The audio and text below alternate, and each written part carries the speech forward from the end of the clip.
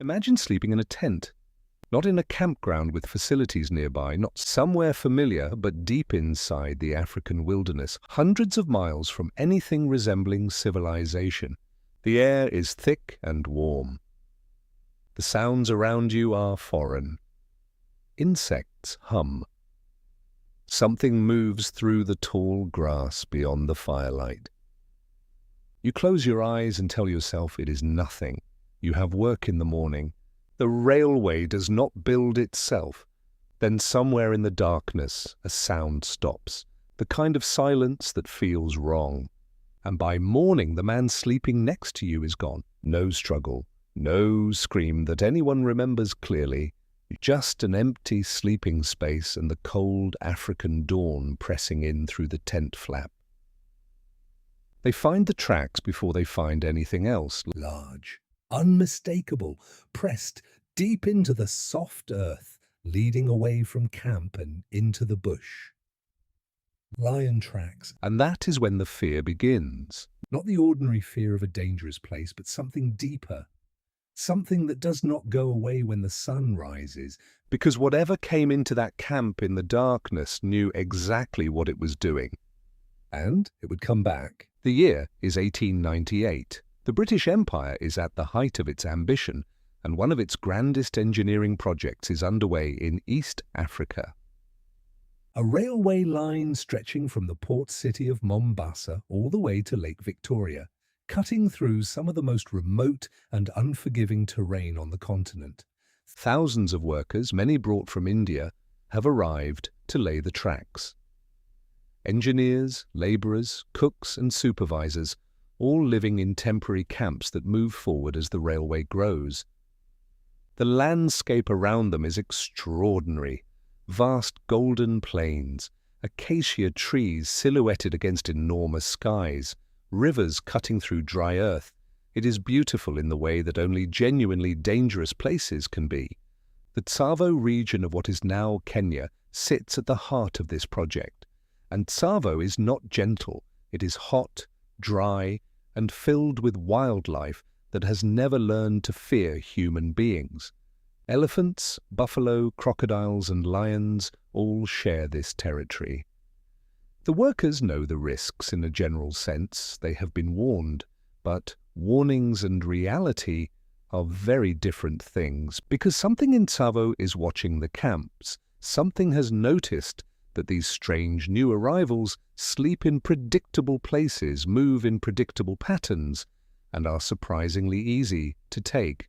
The railway is being built, but the wilderness has its own plans. The first disappearance is treated almost as an accident. A man gone in the night. Terrible, but perhaps explainable. Africa is dangerous. These things happen. The second disappearance is harder to dismiss. The third makes it impossible to pretend. Workers are vanishing from their tents in the darkness, taken so quietly that sometimes the men sleeping inches away hear nothing at all. The attacks are not random ambushes on workers caught outside. These lions are entering the camps, moving between sleeping men, selecting a victim, and leaving without waking the others. That detail alone is what begins to unravel the nerves of even the most experienced men in the camp. Because it suggests something beyond ordinary predator behavior. It suggests intelligence, patience, a specific and deliberate focus on human prey. The camp supervisors send reports back along the line. The attacks are documented, numbers are recorded, though the true count will be debated for more than a century. Some estimates place the death toll at around 28 confirmed victims. Others suggest the number may have been significantly higher, possibly over 100, when accounting for workers who fled and were never found. Whatever the true number, the effect on the camp is the same. The lions are not stopping, and no one knows how to make them stop. When fear reaches a certain level, it changes how people think. Rational decisions stop making sense. Superstition fills the spaces that logic cannot reach. The workers at Tsavo begin building thorn fences around the camp perimeter, thick barriers of acacia branches with sharp points designed to keep predators out. They light fires through the night. They take turns staying awake, watching the darkness beyond the firelight. Some men sleep in trees. Others refuse to sleep at all, sitting in exhausted groups and listening for sounds that might mean something is coming. None of it works. The lions find ways through the fences or simply wait until exhaustion wins and the fires burn low. They seem to understand the defenses being built against them and adapt accordingly. Workers begin abandoning the project entirely. Hundreds of men walk off the job and refuse to return. The railway, one of the most important infrastructure projects the British Empire is attempting, begins to stall. Not because of engineering problems or supply issues, but because two lions are systematically dismantling the workforce through terror. The situation is extraordinary. A construction project worth enormous sums of money, backed by the full weight of imperial ambition, is being stopped by animals, and the men responsible for managing the project are running out of ideas. It takes time before the workers fully understand what they are dealing with. Initially, the attacks feel like the work of one animal, one rogue lion that has developed a taste for human prey. But as the pattern of attacks is studied more carefully, a different picture emerges. The strikes are happening in different parts of the camp simultaneously, tracks from different directions, two sets, two lions, both large males, both apparently working in a kind of loose coordination, one drawing attention while the other moves in from an unexpected angle. The workers give them names, the Ghost and the Darkness. The names spread through the camp, and then beyond it, carried by letters sent home, by word of mouth along the railway line, by the particular way that a terrifying story travels when people are desperate to make sense of something they cannot explain. The Ghost and the Darkness become more than lions in the minds of the workers. They become something almost supernatural. Spirits of the land, some say, punishing the intrusion of the railway into territory that was never meant to be crossed. Others speak of them in quieter tones, as if naming them too loudly might call them closer. But beneath the mythology, the question that no one can answer remains. Why are these lions hunting humans? What turned two wild animals into something that specifically, repeatedly, and intelligently targets people? Scientists and researchers have been asking that same question for more than 100 years. The Tsavo Lions are not just a historical curiosity.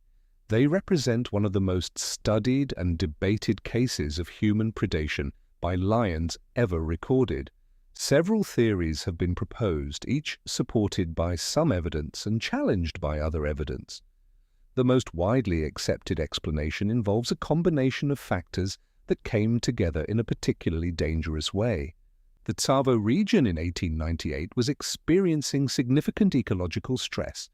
Disease had reduced populations of wildebeest and other large prey animals that lions would normally hunt. Drought had made conditions even harder.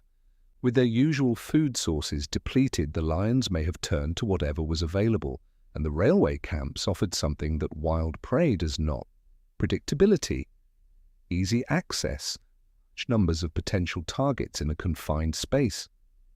A second theory focuses on physical condition.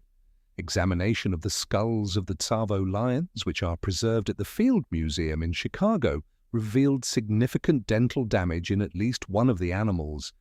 Broken teeth and abscesses that would have made hunting large, fast prey extremely painful.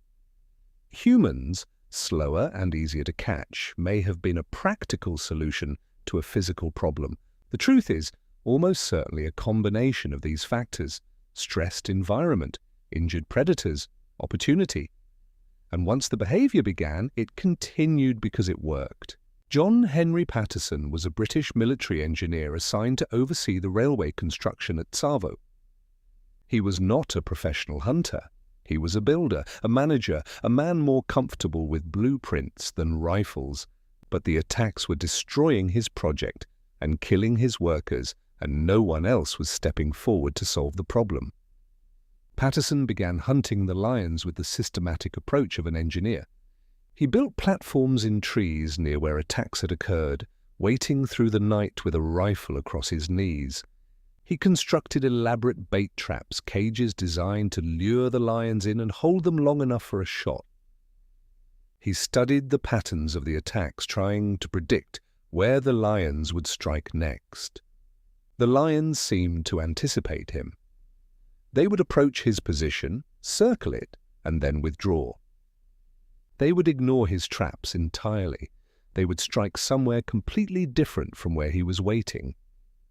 Patterson later wrote about these nights in his memoir, describing the particular psychological weight of sitting alone in the African darkness, knowing that somewhere nearby something was watching him just as carefully as he was watching it. The hunt stretched across weeks and then months. The railway fell further behind schedule. The pressure on Patterson from his superiors grew intense, and the lions kept coming. The end, when it finally came, was not clean or cinematic. It was exhausting and dangerous and spread across multiple nights of hunting. Patterson shot the first lion in December of 1898 after a long night of waiting near a kill site. The animal took multiple shots before it finally fell, charging Patterson even after being severely wounded, covering ground with terrifying speed before collapsing just yards away. The second lion proved even harder to kill. It took several encounters over several nights, Patterson firing from different positions, the lion absorbing shots that would have stopped most animals before it finally died.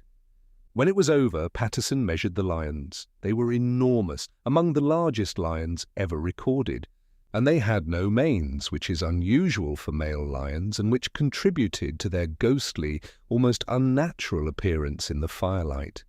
The workers who had stayed celebrated. Those who had fled began returning. The railway construction resumed, and Patterson, who had spent months being hunted as much as hunting, sat with the bodies of the two animals that had terrorized an entire region and tried to understand what had just happened.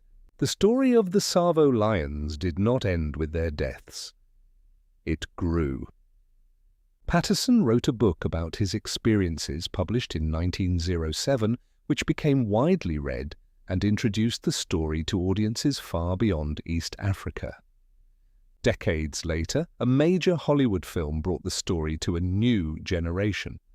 The lions themselves were sold to the Field Museum in Chicago, where their mounted bodies remain on display to this day, visited by thousands of people every year who stand in front of them and feel the same thing that the railway workers felt in 1898, the sense that these animals were something beyond ordinary. Researchers continue to study the Tsavo lions. New analysis of their bones and teeth has provided more evidence about their diet and physical condition. The debate about exactly how many people they killed continues. And the deeper question, the one that makes the story impossible to let go of, remains genuinely open. Because even with all the scientific theories, even with all the evidence examined and re-examined, there is something about what happened at Tsavo that resists complete explanation. Two lions, a specific, sustained, intelligent campaign of predation against human beings, months of terror that stopped a railway and changed the lives of thousands of people. It sits at the edge of what we understand about animal behavior and refuses to move neatly into any category. Two lions, thousands of workers, months of fear stretching through the long African nights. The Tsavo story is many things at once. It is a wildlife story and a historical story and a mystery that science has partially, but never fully, solved. It is a story about what happens when human ambition pushes into spaces that are not ready to receive it, about the wilderness pushing back in the most direct and terrifying way possible, about the thin line between predator and prey that human beings have spent thousands of years trying to move themselves safely away from, and how quickly that line can dissolve. The railway was eventually completed. The British Empire got its connection to Lake Victoria. The workers who survived went home or moved on to other projects. Patterson became famous. The Lions became legends. And Tsavo itself remains what it has always been. A vast, hot, ancient landscape where lions still move through the grass at night, where the darkness still holds things that human beings cannot fully see or understand. The question that the workers asked in 1898, whispered between exhausted men sitting around fires that never felt bright enough, is the same question that researchers ask in laboratories today, looking at bones and teeth and trying to read the story written inside them. Why did they do it?